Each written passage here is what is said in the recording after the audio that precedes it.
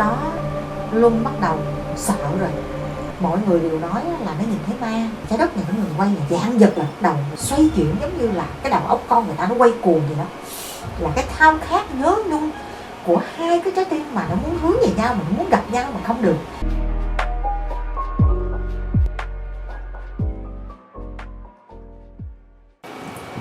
Hello, xin chào mọi người sẵn sàng để tắm chưa? Cô ba xỉn mời trà nha.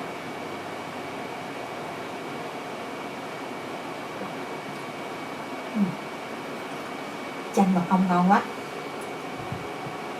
Bữa nay ba xỉn đố các bạn là ma có thiệt không vậy các bạn? Có bạn nào thấy ma qua chưa? Ma có thiệt nha. Nếu như mà bạn tin là có trời Phật á, bạn tin có địa phủ á, thì bạn phải nên tin là có ma. Có người mình á, mình là người sống, mình hữu hình, còn ma họ là vô hình, là bởi vì họ đã khác đi rồi. Người với ma đó thực chất thì như nhau. Ma thì cũng có người tốt người xấu, cũng có người hiền người dữ.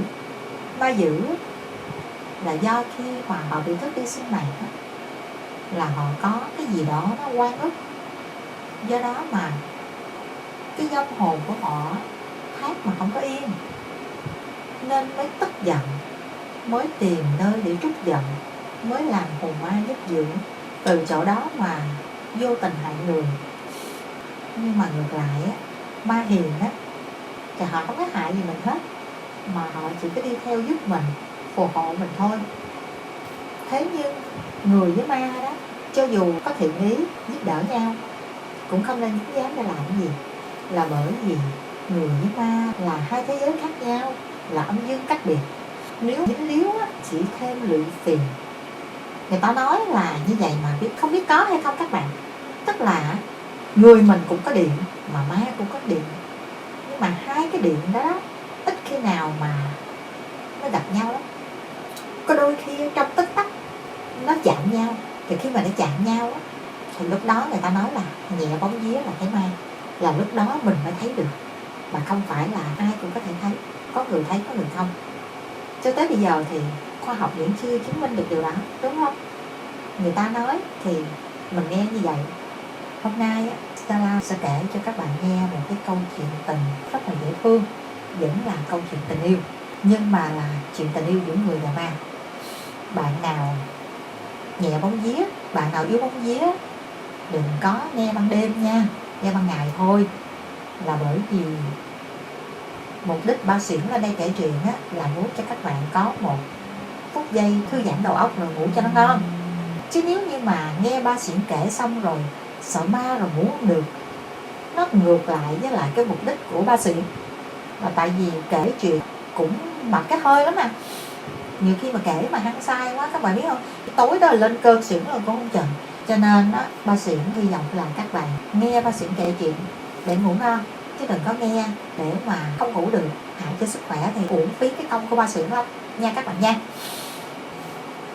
Hôm nay ba xỉn sẽ đưa các bạn đến xứ sở Đài Loan, là cái nôi của trà sữa boba đó các bạn. Cái bộ phim này á, có tựa đề là Có Nữ Xô Tâm Ý Mì, tức là một cái bí mật mà không thể nói cùng ai. Đây là một cái bộ phim nổi đình nổi đám, nó chiếu lâu lắm rồi, nhưng mà bây giờ coi lại vẫn thấy hay.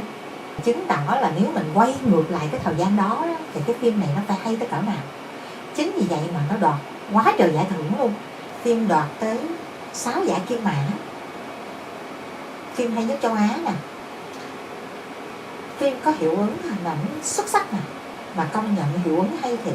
Các bạn biết không, nhất là cái lúc mà Luân á, là nam gia chánh trong phim, ngồi đánh đàn piano á, lúc đó là cái âm thanh xào xạc, rồi cái building bắt đầu nó xoay chuyển, nghe thấy dễ sợ lắm kìa. Hồi cái thời đó các bạn nghĩ đi, đây là một cái phim châu Á chứ không phải là phim của Mỹ, là Hollywood đâu, thì đương nhiên là cái kỹ xảo ở bên châu Á mình làm sao mà bằng được bên Mỹ, đúng không các bạn? Đã nói Hollywood là coi như là trường điện ảnh thế giới rồi, nhưng mà ở châu Á là tại Đài Loan, mà cách đây mười mấy năm mà làm được cái phim như vậy thì phải công nhận là quá hay. Nếu mà nói về phim ở châu Á, sự thật thì ngày trước phim hay nhất phải nói là phim Đài Loan, chứ không phải là phim Hàn Quốc hay Hồng Kông đâu. Nhưng mà chỉ bởi vì là người Đài Loan họ quá thương yêu súc vật đi, phim nào cũng có chó. Một cái phim dài 10 tập thôi là trong đó hết 3 tập là đi kiếm chó rồi. Mình coi hồi mình bực luôn, 3 tập mà cứ đi kiếm con chó, mà kiếm hoài kiếm ra, mà cứ Mimi ơi Mimi à. Chính vì vậy mà từ từ người ta bỏ luôn. Chứ những cái bộ phim của Đài Loan mà lấy từ tác phẩm của Quỳnh Giao như Sớm Vắng nè, Sông Ngoại nè, là những cái bộ phim mà phải nói là nó hay, mà nó lấy nước mắt của không biết bao nhiêu khán giả. Phim Đại Hàn á là nó hay là về cái hình thức là trông rất là mát mắt, nhưng mà từ từ nó cũng đi vô một cái khuôn khổ rất là xáo mòn. Đó là cứ chủ tịch tập đoàn đi với lại con gái nhà nghèo, con gái giàu thì hư, còn con gái nghèo thì ngoan. Thành ra nó từ từ trở nên nhàm chán. Với lại dạo này tài tử của Đại Hàn đa số là tuổi ô mai, thành ra từ từ nó chiếm cái lượng khán giả tuổi teen nhiều hơn, nhưng mà nó lại mất rất nhiều cái số lượng khán giả tuổi ngoài teen. Mình trở lại phim đi ha. Thì cái phim này nó hay đến mức các bạn biết không, 10 năm sau nó vẫn được bình bầu là phim châu Á hay nhất, và nó được bầu chọn là một bộ phim yêu thích nhất tại Hàn Quốc. Ngay cả 10 năm sau vẫn được bình bầu là phim được khán giả Đại Hàn yêu thích nhất. Mới gần đây là các bạn, là cách đây có 3 năm thôi, Hàn Quốc đã tuyên bố rồi là năm 2018 sẽ cho quay lại cái bộ phim này. Coi như là mua cái bản quyền, mua cái cốt truyện phim rồi Hàn Quốc sẽ cho quay lại. Nhưng mà không biết có hay hay không thì Stella chưa có coi. Phim là được quay tại trường trung học Đặng Giang ở Đài Bắc, Đài Loan. Nam vai chính trong phim là do Châu Kiệt Luân đóng. Các bạn biết Châu Kiệt Luân rồi đúng không? Nếu bạn nào tuổi teen là mê Kiệt Luân lắm luôn. Ngoài đời là Kiệt Luân này chơi đàn piano rất là hay. Do đó mà đạo diễn nhắm Kiệt Luân để đóng cái vai chính phim này là thích hợp vô cùng. Thì bộ phim là nói về âm nhạc. Nam vai chính trong phim thì cũng tên Luân luôn. Luân là con trai của một thầy giáo dạy trong trường trung học Đặng Giang ở Đài Bắc. Lúc đầu thì anh học một cái trường trung học bình thường thôi. Sau đó thì ba của Luân mới chuyển Luân lên để mà học trường trung học âm nhạc nổi tiếng. Tại vì cái trường này là chuyên về âm nhạc. Cha của Luân thấy là Luân rất có khiếu về âm nhạc, tại vì Luân đàn piano rất là hay, thì mới chuyển anh vô trường đó học. Thì cái ngày đầu tiên mà anh vô trường là có một cái cô học sinh trong đó là dắt Luân đi tham quan khắp trường. Thì khi mà dắt đi vô tới một cái building đó là một cái tòa nhà nó bỏ trống. Nó không phải là hoang, không phải là tòa nhà hoang, tức là một cái tòa nhà nó cũng mới đẹp đẹp lắm, nhưng mà nó không có thích hợp. Thành ra trường đó dự kiến là sẽ cho đập bỏ cái tòa nhà đó để mà xây lại để sử dụng cho mục đích khác, mà không phải là dự kiến nữa, mà là đã lên kế hoạch luôn. Tới cái ngày mà trường tốt nghiệp trong cái khóa học năm đó, đúng cái ngày tốt nghiệp xong là cho xe tới ủi sạch cái tòa nhà đó để mà xây cất lại mới. Luân là đi tham quan, đi lang thang, thì bước qua cái sảnh rồi thì trong đó có một cái phòng lớn bên trong. Thì cái phòng lớn đó là không để gì hết, tại vì cái tòa nhà này chuẩn bị phá sập rồi. Thành ra tất cả đồ trong tòa nhà là người ta đã lui đi hết, chỉ còn lại có đàn piano để chưa đem đi thôi. Lúc đó Luân mới ngồi xuống đàn. Cái người mà mê âm nhạc mà thích đàn khi mà thấy cái đàn thì dứt khoát là phải ngồi vô đàn, thử tay mà thử đàn luôn. Giống như Stella mà tình cờ mà đi ngang mà thấy một con dao khách là dứt khoát là phải cầm lên rồi phải rạch mấy cái để ra cái chân mày, ví dụ vậy. Thì lúc đó Luân đàn xong bản nhạc mới đứng dậy đậy nắp cái đàn lại rồi bỏ đi ra. Thì tự nhiên lại nghe có tiếng nhạc thánh thót, tiếng nhạc càng ngày càng vang ra, tiếng đàn piano, bài nhạc rất là hay, nghe rất là lạ mà Luân chưa từng nghe qua. Thì mới tò mò, anh mới quay vô. Khi quay vô thì anh thấy là có một cô gái đang ngồi đó đàn. Cô gái rất là đẹp, nhìn anh cười. Luân mới đi tới, hai bên chào nhau. Thì cô gái đó mặc bộ đồ làm phục trường Đặng Giang, thì Luân nhìn là biết cổ cũng là bạn học cùng trường. Và hai bên nói chuyện với nhau. Luân mới ngồi xuống ghế. Luân mới hỏi cô gái là bài nhạc này là bài gì. Cổ mới nói là bài này có tựa đề là Secret, tức là bí mật. Thì cô mới nói là để chỉ cho Luân đàn. Cô mới giới thiệu mình tên là Tiểu Vũ, hai bên mới ngồi xuống đàn chung. Tiểu Vũ mới nói với Luân là cái tòa nhà này là chuẩn bị phá sạch rồi. Luân có biết không, cái tòa nhà này có nhiều kỷ niệm đối với học sinh trường Đạp Giang lắm, phá rất là tiếc, rất là uổng. Tiểu Vũ mới nói với Luân là cái cây đàn này nó xưa cổ lắm rồi, Luân nhớ là nhạc Secret này đừng bao giờ ngồi trên cái đàn này để mà đàn nha. Tức là Tiểu Vũ dặn Luân á là có đờn á thì cũng ngồi cái đờn khác, đừng bao giờ ngồi trên cái đàn cổ này mà lại đàn cái bài nhạc Secret nào mãi. Thì Luân gật đầu. Thì sau đó mỗi ngày đi học Luân thỉnh thoảng gặp Tiểu Vũ, hai bên gặp nhau. Thì các bạn biết rồi, bạn học trong trường mà, nếu mà thích nhau, mà nhất là trai gái nữa, hay hẹn hò với nhau ngồi làm bài tập chung hay cái này cái kia. Nhưng mà Vũ với Luân á là học chung thì không có, làm bài tập chung không có, nhưng mà cái giờ ra chơi á là hay đi chung với nhau. Trong lớp của Luân á có một cô gái rất là thích Luân, tên Thanh. Thanh đó là học trò cùng lớp với Luân, thích Luân lắm, nhưng mà Luân thì không thích. Cái hôm đó là đúng hẹn Tiểu Vũ đến để tìm Luân, mà Thanh á sát lại gần Luân, cặp tay thân tình với Luân lắm, mượn tập vở rồi đủ thứ hết. Là trong lòng của Tiểu Vũ là không có vui, là bởi vì Tiểu Vũ thích Luân. Đương nhiên thích là phải ghen à các bạn, nói không ghen á là nói xạo, đúng không? Mà nhất là con gái nữa, con gái với con trai gì theo ba suy nghĩ thì đều ghen như nhau hết, chỉ có điều là do cái bản tánh trai gái nó có phần khác nhau, do đó mà cái sự biểu hiện ghen của mình nó cũng khác. Chứ con trai thì cũng không có ghen ít hơn con gái đâu, mà con gái thì cũng không có ghen nhiều hơn con trai đâu, ghen đồng đều luôn á.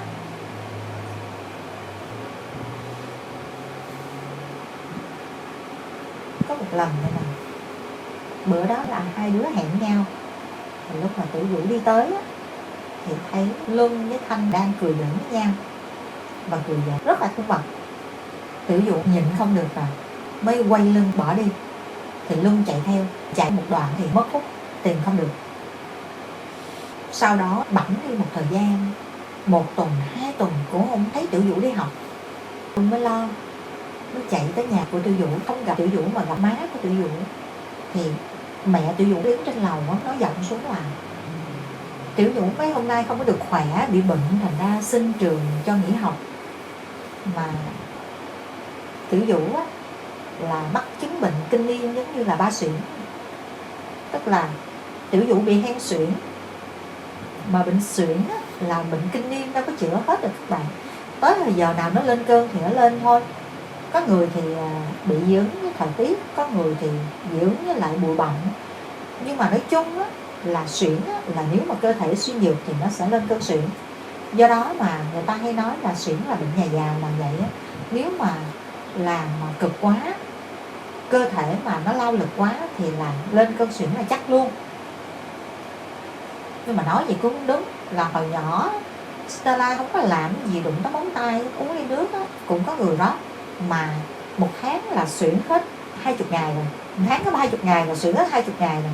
Hồi xưa đi học á, là nghỉ viết thôi, coi như là cứ mượn bài của bạn đem về nhà chép viết luôn, cũng hơn là trời cho là thông minh học giỏi, chứ nếu không là rớt chắc luôn á. Nghỉ học là nội cái mà 1 tháng mà nghỉ hơn 3 ngày là thấy mệt rồi. Và đằng này 1 tháng có khi là nghỉ 2 tuần luôn là lưu ban là chắc luôn. Nhưng mà năm nào cũng lên chứ không có xuống. Mình trở lại phim ha. Thì mẹ Tiểu Vũ mới nói là dạo này là Tiểu Vũ là lên cơn suyễn là thường xuyên.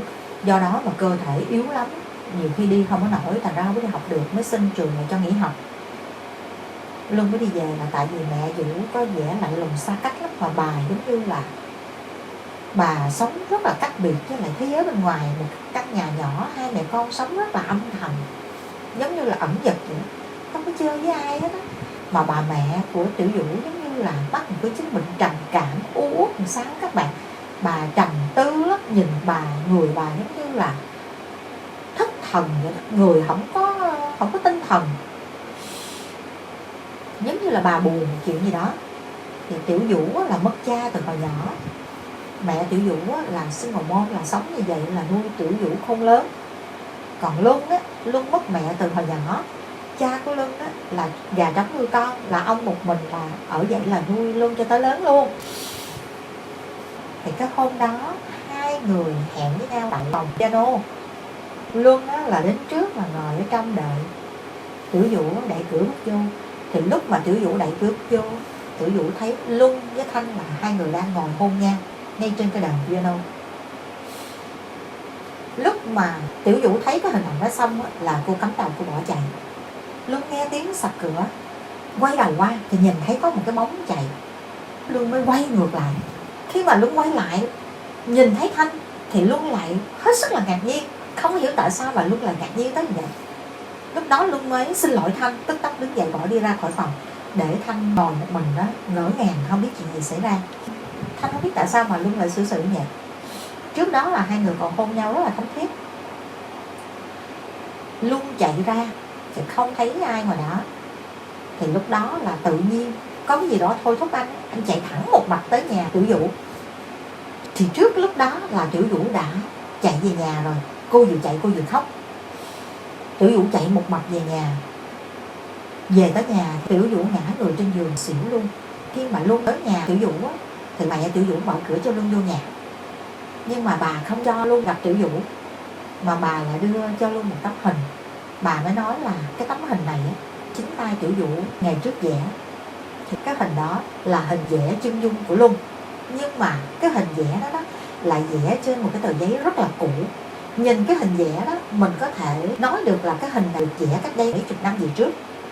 Luân mới cầm cái tấm hình đó xem rồi để lại lên bàn, xong rồi Luân đi về. Tại vì mẹ của Tiểu Vũ dứt khoát không cho Luân nên gặp Tiểu Vũ. Mấy hôm sau Luân á, là cứ trong lòng rất là ân hận tại sao mình lại đi hôn Thanh mà lại để Tiểu Vũ bắt gặp cảnh đó. Ngày hôm sau Luân mới vô trong lớp đó, mới xin lỗi Thanh. Luân nói là hôm qua Luân không có ý hôn Thanh đâu, cái chuyện đó chỉ là ngoài ý muốn. Nếu mà nói giải thích thì Luân không có giải thích được. Mà nếu như giải thích á, thì Luân sợ Thanh buồn là tại vì sao?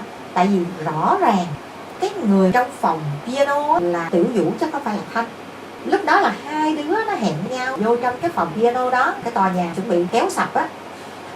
Nhưng mà hẹn vô đó thì Luân tới trước. Thì đương nhiên là cái tòa nhà đó là không có ai vô hết ngoài hai đứa này. Thì khi mà cái cánh cửa phòng mở ra có người bước vô thường là Tiểu Vũ rồi. Thì Luân quay lại thì thấy Tiểu Vũ đi vô rõ ràng. Thì hai đứa mới hôn nhau. Nhưng mà đến khi mà đang hôn thì nghe cái tiếng cửa sập cái rầm. Quay lại cái người Luân hôn nãy giờ lại là Thanh, bạn học cùng lớp chứ không phải là Tiểu Vũ. Mà bây giờ nếu như Luân mà giải thích cho Thanh hiểu thì sợ chạm tự ái của bạn mình. Dù sao á, người ta cũng là con gái. Cho nên Luân không giải thích gì hết. Luân chỉ biết là liên tục xin lỗi Thanh. Thì Thanh cười nói là không sao, Thanh cũng coi như cái chuyện ngày hôm qua làm cái gì xảy ra hết. Sau đó Luân thấy là Tiểu Vũ đi học lại. Mà Tiểu Vũ lần này gặp Luân đó là cười vui vẻ, không có chuyện gì xảy ra vậy đó. Có lẽ là sau một cơn bệnh nặng á, nằm ở nhà 2-3 tuần á, buồn chán nhớ Luân quá. Tiểu Vũ mới hiểu ra là nếu như mình á, nhớ Luân như vậy mà Luân cũng thích mình như vậy, nếu như bản thân Tiểu Vũ mà không chịu nổi cái sự nhớ nhung đó thì đừng để cho bạn trai mình phải chịu đựng một cái sự nhớ nhung như vậy. Khi mà gặp lại Tiểu Vũ thì Luân mừng lắm, lập tức là chạy tới gặp Tiểu Vũ liền. Tiểu Vũ tươi cười với Luân như không có chuyện gì xảy ra hết. Thì hai đứa trở lại vui vẻ như ngày nào. Từ đó trở đi á, tình cảm giữa hai đứa nó càng ngày càng gắn bó hơn. Cho tới cái ngày mà còn không có lâu sau nữa là tốt nghiệp cái khóa học năm đó rồi. Thì tới cái bữa tốt nghiệp á, là trường sắp xếp cho Luân lên khán đài biểu diễn cho cả trường nghe. Tại vì anh đàn giỏi nhất trong trường, Luân có khí âm nhạc lắm. Thì đúng cái hôm tốt nghiệp á, là Tiểu Vũ cũng có mặt. Lúc đó thì hai đứa hẹn với nhau trong tòa piano. Hai đứa gặp nhau nói chuyện thì Luân mới nói là bây giờ sắp sửa tới giờ biểu diễn rồi. Thì Luân mới nói với Tiểu Vũ là nhớ chờ Luân nha. Luân biểu diễn xong rồi chạy xuống kiếm Tiểu Vũ liền. Tiểu Vũ mới cười. Rồi hai đứa nắm tay nhau mới đi về hội trường. Xong rồi lúc đó thì hai đứa mới tách ra. Tiểu Vũ xuống cái hàng ghế của học sinh, còn Luân á thì đi lên phía trên kia, đi vô cái hậu trường chuẩn bị lên để mà biểu diễn. Lúc mà hai đứa đang vui vẻ nắm tay nhau chuẩn bị buông tay ra tạm chia tay lúc đó thì Tiểu Vũ nhìn thấy trên tay Luân là đang đeo chiếc lắc của Thanh. Có nghĩa là sao?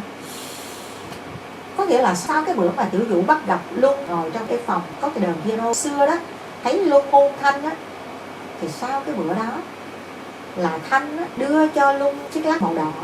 Thanh tháo chiếc lắc trong tay mình ra đưa cho Luân. Thanh nói là cái người đeo nó sẽ xua đuổi đi cái rủi, cái tà ma. Thì sau đó không còn ai nhìn thấy Tiểu Vũ đâu nữa hết. Tức là Tiểu Vũ biến mất luôn, không tham dự lễ tốt nghiệp luôn. Khi mà Luân không thấy Tiểu Vũ đâu hết, đợi xong cái buổi lễ tốt nghiệp rồi, Luân mới chạy đi khắp trường hỏi hết người này kia, hỏi có ai nhìn thấy Tiểu Vũ đâu không. Mấy bạn mới nhìn Luân cái kiểu giống như là ngạc nhiên lắm, hỏi Tiểu Vũ nào, Tiểu Vũ là ai. Xong rồi Luân mới nói trời, hỏi gì kỳ vậy, hồi nãy tôi đứng với Tiểu Vũ đây nói chuyện với nhau á, bạn còn nhìn tôi cười, bạn còn chọc ghẹo tôi nữa mà. Xong rồi cái người bạn đó có nói với Luân là làm gì có, hồi nãy tôi thấy ông đứng có một mình, tôi cười tôi chọc ông thôi, tôi thấy ông đứng ông nói chuyện một mình giống như là tâm thần vậy. Xong rồi lúc đó Luân mới ngạc nhiên, bắt đầu thấy kỳ lạ, Luân mới chạy đi hỏi khắp nơi. Luân hỏi mấy bạn của mình, những người bạn mà đã từng chứng kiến Luân với Tiểu Vũ đi chung với nhau á, thì mấy bạn mới nói là tôi thấy ông dạo này nặng lắm rồi nha, thần kinh ông á là có vấn đề nha, không có bạn gái là nào, lúc nào cũng đi mình, có bao giờ tôi thấy ông quen với ai đâu. Tôi còn nghĩ, lúc đó thì mấy người bạn nó nói tới đó rồi thôi im không nói nữa. Thì lúc đó Luân bắt đầu sợ rồi, là Luân thấy không bình thường. Mà cái không bình thường mà Luân nghĩ giống như bạn nói mình là thần kinh mình có vấn đề. Luân mới chạy thẳng tới nhà của Tiểu Vũ, thì tới mà không gặp, mà chỉ gặp mẹ Tiểu Vũ thôi. Mẹ Tiểu Vũ mới đưa cho Luân một cái tấm hình, trong đó, là Tiểu Vũ chụp hình chung với ba của Luân.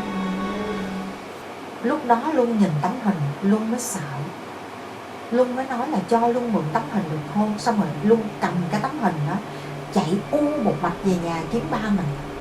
Khi mà về tới nhà Luân đưa tấm hình đó cho cha mình coi, thì ba Luân nhìn tấm hình xong rồi gật gù nói là cô gái này là học trò của ba năm xưa. Con bé đó là nó đàn piano giỏi lắm, nó học rất là giỏi, mà tội nghiệp nó sức khỏe nó không có khá, nó bị suyễn nặng lắm, sau đó là nó qua đời rồi. Lúc đó Luân nghe đó là Luân đứng không vững luôn.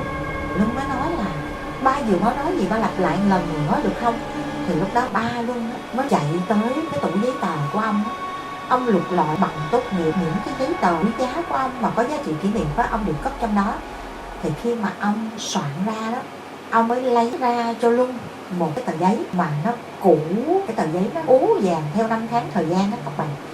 Thì cha của Luân á, nói với Luân là cái con bé Tiểu Vũ này á, năm đó đó, ba còn nhớ là con bé nó lên nó gặp ba, nó nói là khi mà nó vô trong cái tòa nhà có cái đàn cổ đó, nó thích cái đờn đó lắm. Nó đờn á, thì có một hôm tình cờ nó phát hiện ra là bên dưới cái đờn á, có cất giấu một tờ giấy mà trong đó là có chép nốt nhạc, là cái tờ giấy mà ba đang cầm, ba đang đưa cho con coi á. Nó nói với ba là khi mà nó ngồi trên cái đờn piano nó đờn cái bài nhạc này, thì nó thấy là nó đi về tương lai 20 năm sau.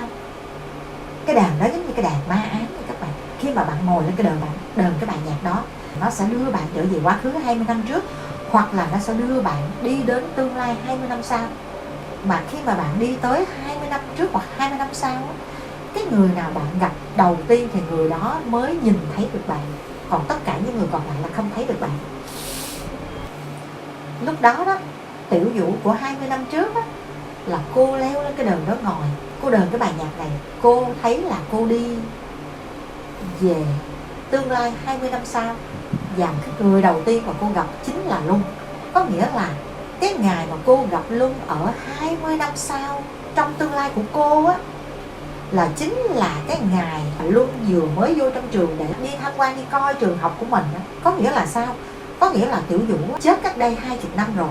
Thời gian vừa qua, cái người bạn gái mà Luân hẹn hò mỗi ngày gặp nhau chính là hồn ma của Tiểu Vũ, chứ không phải là người. Ba Luân mới hỏi là nhưng mà làm sao con có tấm hình này, làm sao mà con biết được cô bé Tiểu Vũ này. Lúc đó là Luân không còn biết gì nữa, mà cũng không trả lời được ba mình, mà cái miệng Luân cái lắp bắp. Luân mới hỏi ba có chắc không. Thì ba Luân mới nói là làm sao mà ba không chắc được, con bé này nó qua đời cách đó không lâu, mà trước khi nó qua đời á, là nó giống như người mất hồn vậy đó. Cả trường ai cũng đồn nói là con bé là bị tâm thần tội nghiệp nó lắm. Cái thời gian mà trước khi nó chết á, mọi người đều nói là nó nhìn thấy ma, mà tại vì thấy nó nói chuyện một mình. Cái lời mà ba của Luân nói á, là nó chứng minh, nó nói lên hết tất cả, là tất cả đều là sự thật. Tiểu Vũ chính là có hồn ma tìm tới hẹn hò với Luân. Và bản thân Luân á, bây giờ á, mỗi lần anh nói chuyện với Tiểu Vũ là anh nói chuyện một mình, cũng giống như là Tiểu Vũ mà cách đây 20 năm về trước. Thì lúc đó Luân sợ quá mới chạy một mạch quay trở về nhà của Tiểu Vũ. Mẹ của Tiểu Vũ đuổi Luân về, nói là Tiểu Vũ nó đang ngủ, con đừng có làm phiền nó, hôm khác quay trở lại đi. Lúc đó Luân là đứng nhìn bà sững sờ luôn. Có nghĩa là sao? Bây giờ Luân hiểu hết toàn bộ câu chuyện rồi. Mẹ của Tiểu Vũ quá đau buồn về cái chết của con mình. Bà bị tâm thần luôn, bà bị ảo giác. Tức là bà không chấp nhận được cái sự thật đau buồn là con mình chết rồi. Lúc nào bà cũng tưởng tượng ra là Tiểu Vũ là đang còn sống. Chính vì vậy là mỗi lần mà Luân tới tìm Tiểu Vũ á, bà nói y hệt giống như là Tiểu Vũ nó còn sống. Bởi vì Luân không bao giờ có một cái nghi ngờ gì hết trơn. Thì các bạn biết không, bây giờ đạo diễn bắt đầu cho mình quay trở về quá khứ của 20 năm về trước, lúc mà Tiểu Vũ còn sống. Bạn biết không, tội nghiệp Tiểu Vũ lắm. Lần đầu tiên mà cô gặp Luân ở cái phòng piano á, hai đứa ngồi đờn với nhau trên cái đàn piano cổ xưa đó, đờn cái bài Secret xong đó, là Tiểu Vũ đã thích Luân luôn rồi. Và Tiểu Vũ cứ muốn gặp lại Luân. Thì mỗi lần muốn gặp lại Luân là cô lại tìm tới cái tòa nhà đó, cô leo vô cái đờn đó, cô đờn cái bài Secret đó để mà nó đưa cô trở lại tương lai. Mà không phải lần nào cô may mắn cô cũng gặp Luân hết. Có khi thì cô đi cô gặp người này, có khi cô gặp người khác. Tại vì mỗi lần cô đi tới tương lai như vậy, cô chỉ được quyền gặp một người, và chỉ có một người được nhìn thấy cô thôi. Cái người mà Tiểu Vũ gặp là Luân. Tội nghiệp Tiểu Vũ lắm. Cô phải khó khăn, cô đếm là từ cái chỗ cô đứng cho tới cái lớp học của Luân, ngay cái ghế Luân ngồi là bao nhiêu bước chân. Là cô nhớ rõ danh sách là 108 bước chân. Là mỗi lần cô đi về tương lai là cô toàn nhắm mắt không. Là cô đi, cô đếm đúng 108 bước chân. Khi mà tới ngay trước mặt Luân rồi, cô mới dám mở mắt ra để Luân nhìn thấy cô đầu tiên. Chứ không thôi là cô không tài nào gặp Luân được. Thảo nào mà trong cái thời gian mà hai đứa hẹn hò, Luân cứ chọc Vũ hoài, nói là lần nào mà gặp Vũ cũng thấy Vũ nhắm mắt không à. Bây giờ Luân mới hiểu ra được hết toàn bộ câu chuyện. Lúc đó Luân đừng bao giờ leo lên cái đờn đó mà ngồi đờn cái bản nhạc Secret này. Luân mới tức tốc chạy thẳng một mặt tới trường, chạy thẳng vô cái phòng piano đó, leo lên cái đờn đó ngồi. Luân mới bắt đầu đàn cái bài nhạc Secret đó. Mà Luân đàn thiệt là nhanh. Lúc đó các bạn biết không, phải công nhận cái phim này xứng đáng khi mà đoạt giải kỹ xảo hình ảnh hay nhất là bởi vì mình thấy cái phim quay quá hay. Lúc mà Luân ngồi đàn là căn phòng là bắt đầu rung chuyển, là giống như là trái đất này nó ngừng quay, là dạng giật là bắt đầu xoay chuyển, giống như là cái đầu óc con người ta nó quay cuồng vậy đó.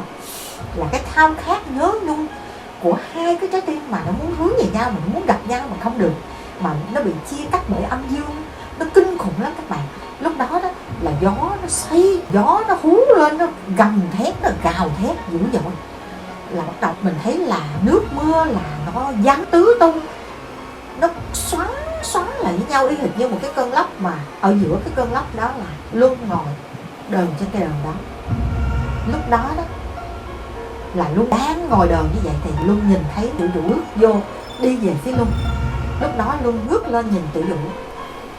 Các bạn còn nhớ Stella kể là khi mới vô phim á, là trường á đã có quyết định là đợi 6 cái ngày lễ tốt nghiệp là trường nghỉ hè đập cửa trường, là 2-3 tháng sau mới tụ trường, đúng không? Thì lúc đó là học sinh giải tán, thầy cô giải tán hết, không còn ai trong trường nữa. Thì bắt đầu xe ủi sẽ tới để mà ủi sập cái tòa nhà. Lúc mà Luân tập trung đàn thì Luân không có nghe được cái tiếng ở ngoài xe ủi là nó đang ủi dần dần, nó đẩy từ ở ngoài vào trong để mà nó ủi sập từng phần của cái tòa nhà đó. Lúc này trong đầu Luân là chỉ tập trung để đàn, một lòng muốn quay về quá khứ.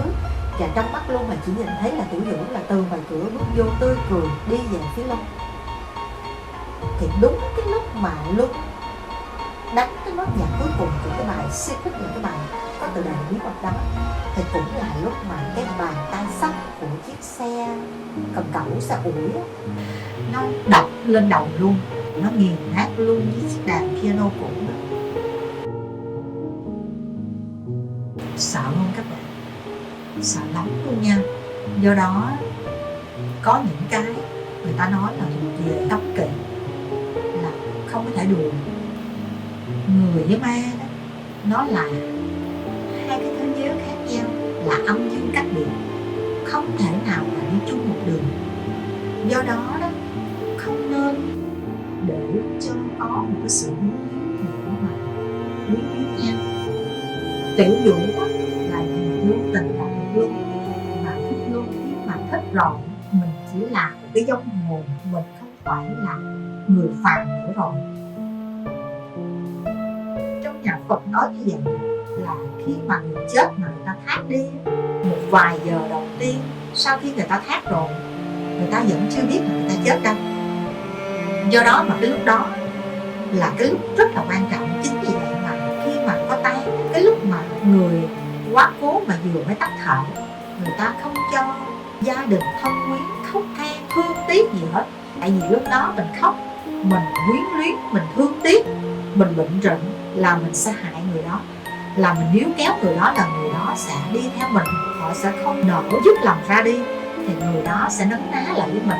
Họ không đi được, lúc đó họ sẽ trở thành hồn ma giấc dưỡng, thì nó tội lắm, coi như là không bao giờ mà họ có thể siêu thoát được. Chính vì vậy mà mới có cái chuyện con người mới nói là có ma là như vậy đó. Nếu như là người thân thì không sao, nhưng mà nếu là hai kẻ xa lạ, mà nhất là nam nữ, nó nảy sinh tình cảm thì nó rất là nguy hiểm. Giống như cái trường hợp Tiểu Vũ với Luân đây. Tiểu Vũ thì quá thích Luân, một lòng muốn gặp lại Luân, muốn tìm Luân. Và Luân á thì cũng quá thích Tiểu Vũ, một lòng muốn gặp lại Tiểu Vũ. Chính vì vậy mà Tiểu Vũ mới có cơ hội gặp Luân. Mà khi gặp rồi thì cô chỉ có muốn là dính danh không rồi. Đó là một cái chuyện mà nói theo tâm linh, nó nhẹ nhàng như vậy. Nhưng mà nói theo người phàm của mình, có nghĩa là Luân bị ma bắt đi. Do đó mà hãy cẩn thận. Có nhiều thứ để đùa, nhưng mà chuyện ma không phải là chuyện đùa. Câu chuyện ma Phú Định Xô Tà Mi Mì tới đây là chấm dứt. Ba Xuyển hy vọng là các bạn có một buổi tối cuối tuần thật là đẹp. Hẹn gặp các bạn ở cái bộ phim lần sau. Ba Xuyển bye bye các bạn. Bye bye.